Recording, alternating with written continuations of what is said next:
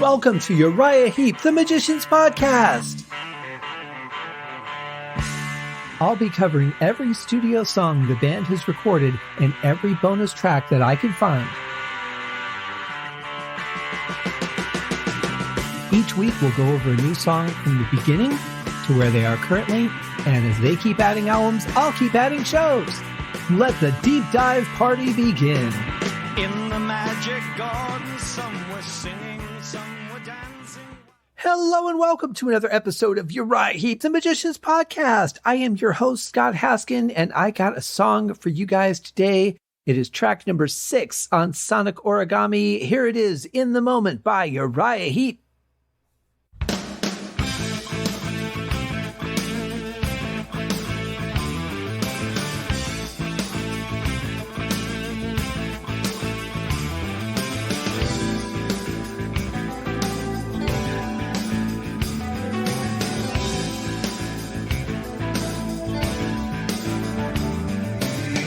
Getting right down to business today, just like this song does. A quick drum fill and right into it. No massive build or anything. So I like the riff right off the bat. It's great. And I love that the rhythm guitar and bass continue that riff. And then it goes into a different section with keyboards playing over the top. It's a really nice transition. It shows us that we're going to get a little bit of variety in the song, which we would honestly expect anyway, but this kind of sets up the song and tells us what we're getting into. Although, you know, as I've said many times, it is Uriah Heep. This song could go absolutely anywhere. Here we are, once more in a world full of fantasy. Dream again, you need to believe in a future that's bright as the sun.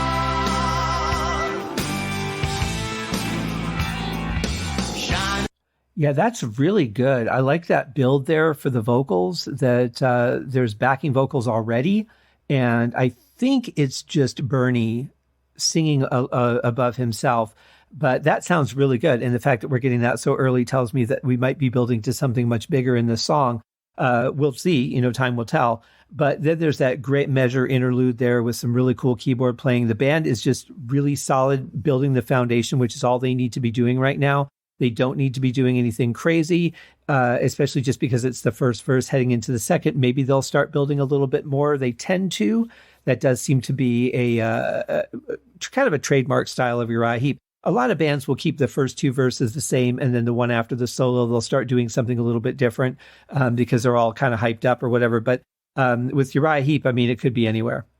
Meant for you, shining here for me. I am the mountain high. I am the sea. In the moment you take possession, it'll all disappear. And there's the lesson.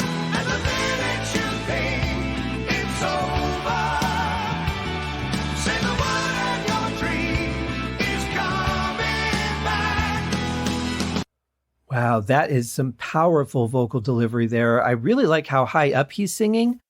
Sounds really good. And then just the thickness of the backing vocals. I'm pretty sure the whole band now is joining him here, but it just sounds great. Lee is really nailing that ride cymbal too. Again, kind of a newer thing for him in the earlier days that he was in Heep. He wasn't really playing the ride cymbal very often. So it's really kind of nice to see that. Of course, it's a different time, a different style of music.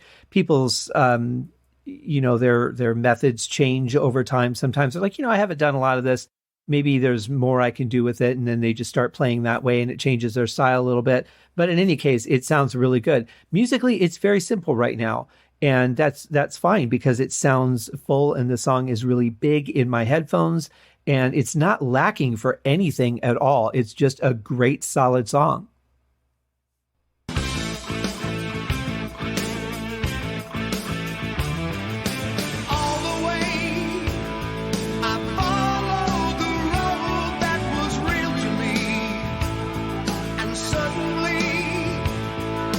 listen to that perfect blend of guitar and organ right under the vocal.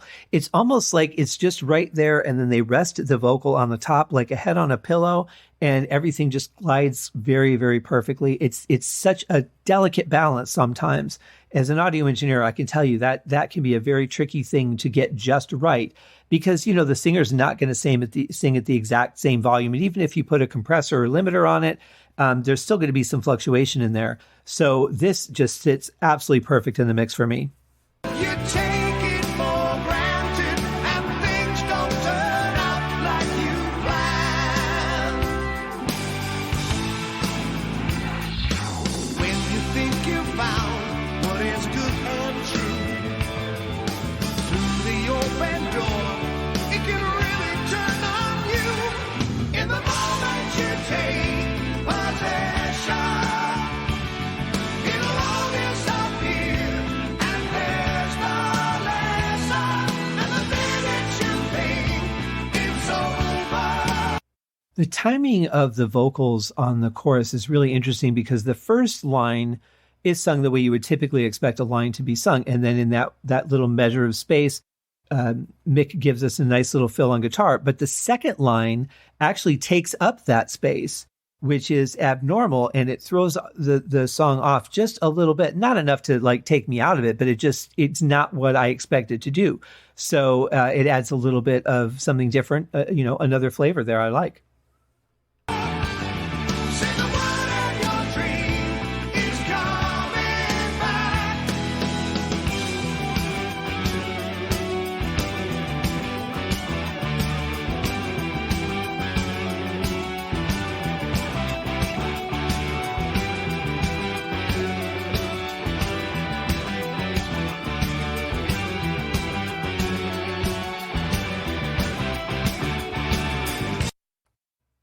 It's a great riff, very solid, very fluidly played, I have to say.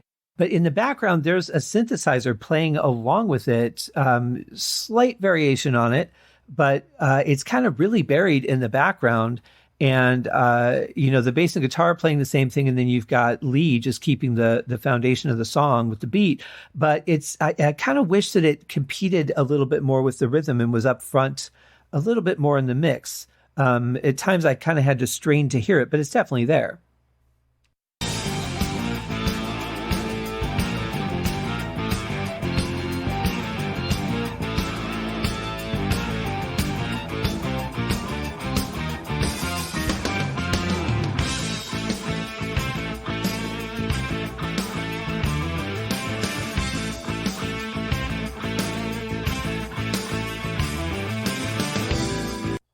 I kind of feel like there was a missed opportunity for a solo over this section, be it keyboard or guitar or even bass.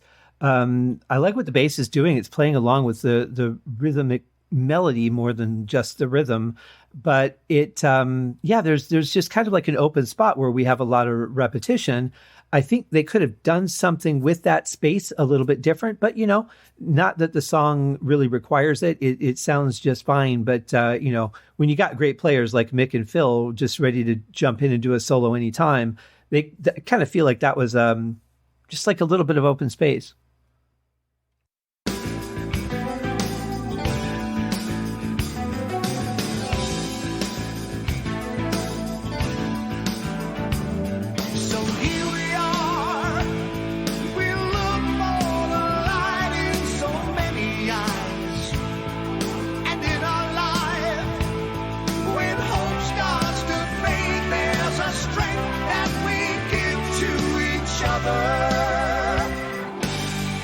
There's a couple things here that really stand out to me. One, the music has not really built like I thought it might have, but we do have a nice couple of chops from the organ coming in there.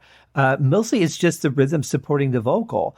And then, the vocal delivery, obviously with lines about, having support for each other sung in that chorus that makes it sound more like a family or a brotherhood than it does like a single person talking to a single person. It feels like a group of people or a leader speaking to a group of people, which is it's the same concept, but it's a very big difference in how that feeling is. If you're just saying to somebody one-on-one, hey, I got your back, that feels good. If you're saying to a whole group of people, we're going to look out for each other, that is a much bigger statement, even though it's basically saying the same thing, just to more people.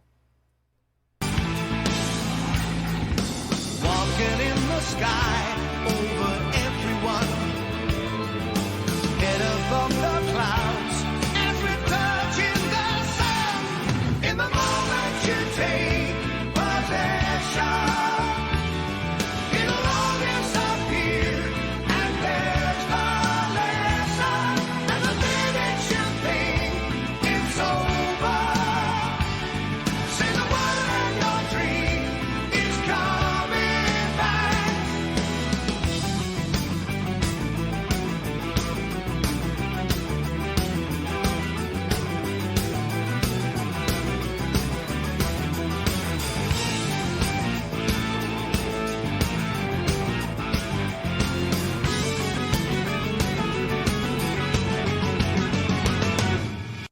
Okay, so I hear an effect coming in, so it sounds like we're about to transition again into something else. But before we do that, I want to talk about this section because it's really cool. It has a couple of changes in it.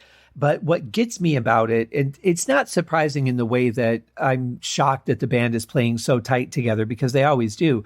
But there's just something about the feel of this kind of technical progressive playing that you feel like either the band is looking at each other very closely in the studio to make sure that they're on time with each other, or there's just a trust and a camaraderie and a unity that they could just look at their instruments and play, or they could look at the floor and play and be right where they need to be, right with each other. And, you know, music in general, it's set up on a schedule, right? So you've got your whole notes, your half notes, your quarter notes, your eighth notes, you're playing to a time. And so you just hit those notes at the appropriate time. And that's basically music. But there's a difference between that and just being one with a band and having that unity. It's like you don't have to look at the drummer or look at the metronome to know that the drummer's on time or when he slipped off that perfect click a little bit, because he's human. You know, you feel that, you roll with those changes. And that's why, you know, recordings before click tracks to me are so much more human than since click tracks, because everything's perfected now. You know, it's like every take in the studio was perfect, and the album then has no flaws, and they just sound less human to me. But in a case like this, I kind of feel like the band just looked at each other while they were playing this, and they smiled, and they knew that they were tight. They knew they were playing perfectly well together, and they just felt relaxed and comfortable. And that's just the impression I get for this part of the song. I may be completely off base. That's perfectly possible. I was not in the studio in 1998 when this was being recorded. What I can tell you is that's what I feel in the music. I feel a huge unity between the members of the band. In the moment you take possession, it'll all disappear, and there's the lesson. And the minute you think it's over, say the word and your dream is coming back. In the moment you take possession, it'll all disappear, and there's the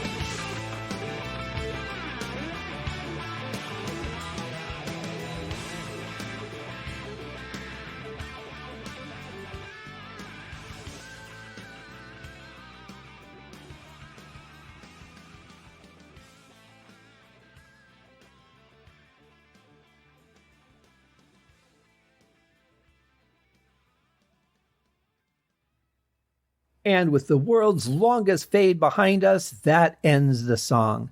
Seriously, that fade was a little over 45 seconds from the time I detected the volume starting to go down. So that's quite a long fade.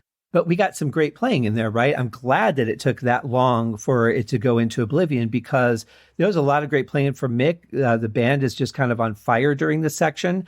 And I actually wanted to stop it earlier, but of course, the one rule I do have on the song is we do not interrupt a Mick Box solo, because why the hell would you do that?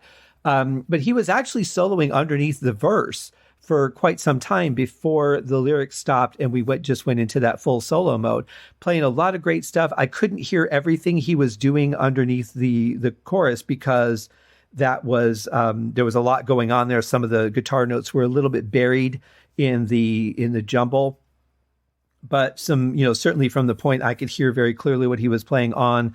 Very passionate solo from him. Love his solos. He's just got such a flair for, really going for it, but knowing where that line is. And so many guitar players, for me at least, and it all comes down to personal taste.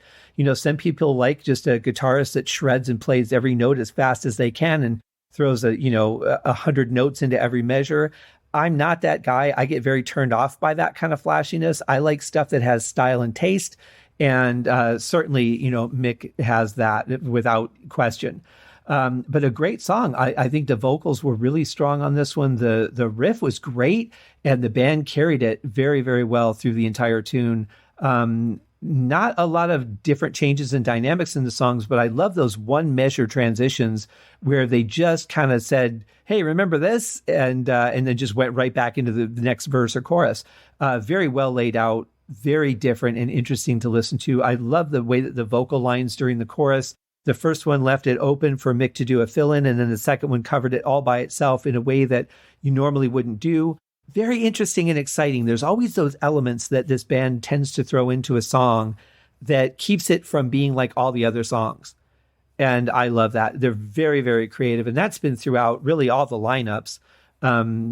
During the John Lawton era, maybe things were a little bit more straightforward, or maybe during Peter Golby they were. But the band always musically found a way to, just throw in those little things to keep it interesting, even when there was a lot of repetition in the song. And this one, there is a lot of repetition, but I don't feel it. I don't feel like, oh God, here's the chorus again. Like I heard this 5 times already. I don't feel like that at all. I think every one of them just sounds so interesting, and the inflections from Bernie are a little bit different every time. And it really keeps it alive and interesting and highly enjoyable. Those are the 2 words that I'll use for this song, highly enjoyable. So that will do it, guys, for our Tuesday episode. We will be back on Thursday.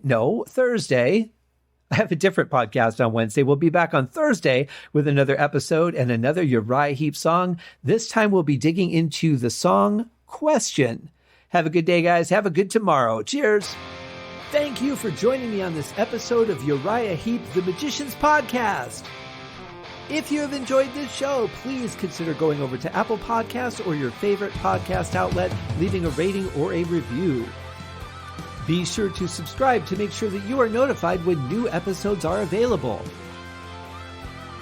Please be sure to share this podcast with your fellow Uriah Heep enthusiasts and anyone who you think would like Uriah Heep, which should be everyone.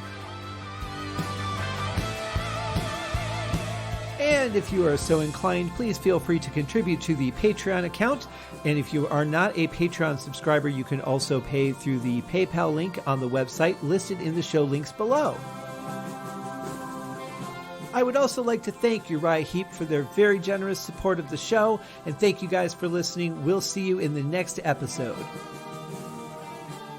Happy days!